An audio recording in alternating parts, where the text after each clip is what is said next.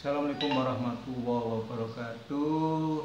Jumpa lagi guys dengan channel Sahabat Emas. Kali ini kita akan bincang-bincang mengenai emas putih.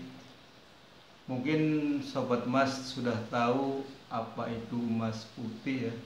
Emas putih sekilas mirip dengan platina, sekilas mirip dengan perak. Ya, karena emas putih sebenarnya campuran antara emas, platina,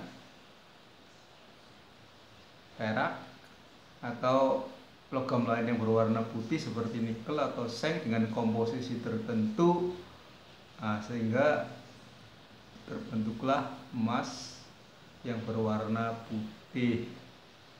Jadi emas putih itu memang emas ya, ada emasnya. Misalnya emas putih 75%. Jadi kalau emas putih 75%, biasanya di cap emas itu ada tulisannya 750. Itu emas putih 75%, artinya 75 bagiannya itu emas, yang 25 bagiannya itu campurannya. Misalnya terdiri dari perak, nikel, timah, atau yang lainnya ya. Jadi komposisi dari emas ini biasanya rahasia dari perusahaan yang membuat emas putih ya. Mungkin dikasih tahu sama orang-orang, nanti ditiru komposisinya, karena memang susah ya membuat emas agar berwarna putih. Jadi apakah emas putih sama dengan platina? Ya sekilas memang mirip ya warnanya ya, tapi sebenarnya itu berbeda. Kalau emas putih itu artinya itu dia itu sebenarnya senyawa ya, campuran antara berbagai unsur. Tapi kalau platina itu unsur, artinya satu nama logam atau logam platina. Dalam ilmu kimia itu ada simbolnya PT, kalau emas itu AU, kalau perak itu AG. Jadi kalau emas 75% itu sudah campuran antara emas murni dengan logam lain, sehingga membentuk namanya logam emas yang berwarna putih tadi.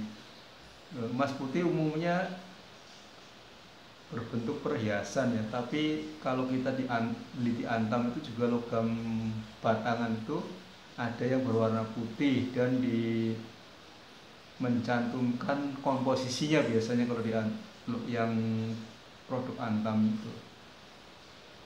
Apakah emas putih sama dengan perak? Ya jelas beda. Perak dua unsur yang kodenya itu Ag ya, platina kodenya PT. Terus bagaimana harganya emas putih dengan emas yang kuning? Kalau emas putih biasanya harganya itu, ini harga barunya ya, kalau kita beli di toko itu harganya biasanya lebih tinggi dalam kadar yang sama ya. Misalnya kalau kita beli di toko kadarnya sama 750, di emas kuningnya 750, emas merahnya 750, itu emas putihnya biasanya lebih mahal dari emas yang kuning itu ya. Terus bagaimana harga jual kembalinya?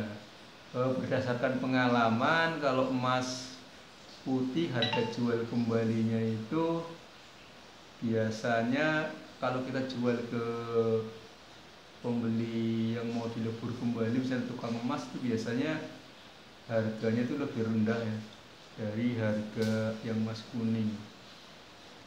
Jadi harga belinya lebih tinggi, tetapi harga jualnya biasanya lebih rendah. Jadi kita kalau beli emas putih ya ada rugi-ruginya sedikit lah daripada harga emas. Kita beli emas yang kuning yang harganya mungkin belinya lebih murah dari emas putih ya, tapi jualnya bisa lebih tinggi dari emas putih. Kenapa harga emas putih lebih rendah saat kita jual kembali? Karena kalau dilebur kembali biasanya yang didapat tidak mendekati komposisi awalnya. Misalnya capnya 75 kan harusnya kalau dilebur dapatnya 75%. Ternyata kalau dilebur berdasarkan pengalaman rekan-rekan di lapangan itu hanya mendapatkan sekitar 72-73% dibandingkan dengan emas yang kuning yang bisa lebih tinggi.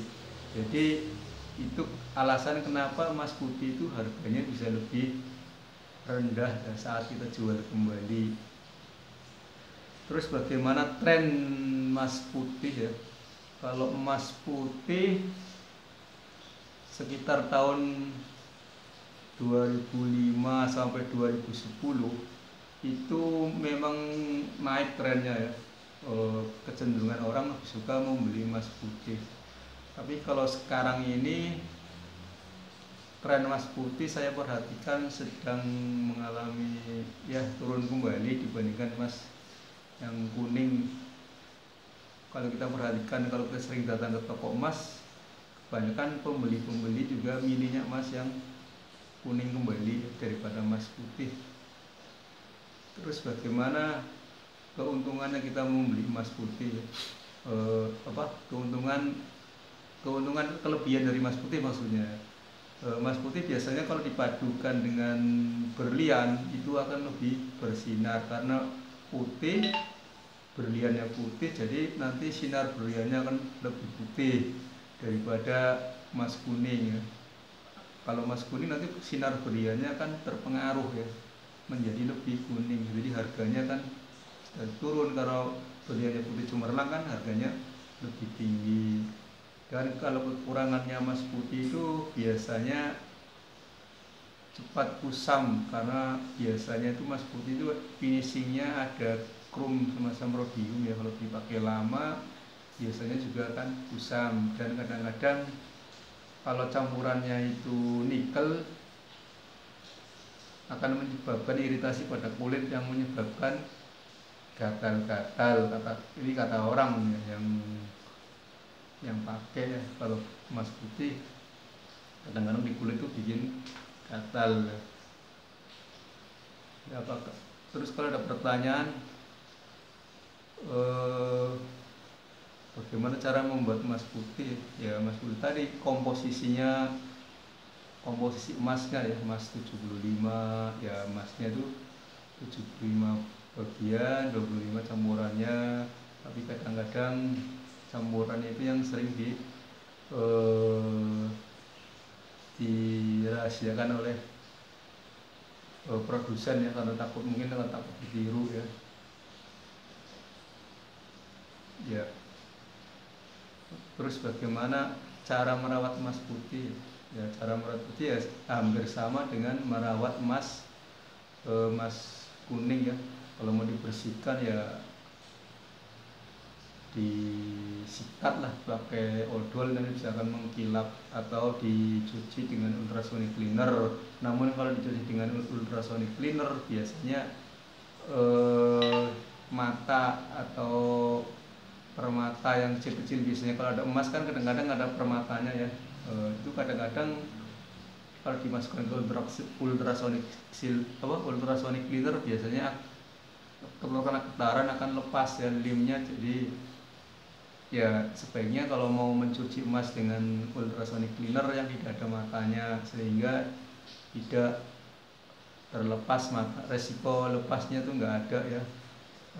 Jadi usahakan kalau mau mencuci emas yang ada matanya ya cukup disikat saja, nggak usah dimasukkan ke ultrasonic cleaner begitu ya. Terima kasih ya atas perhatiannya.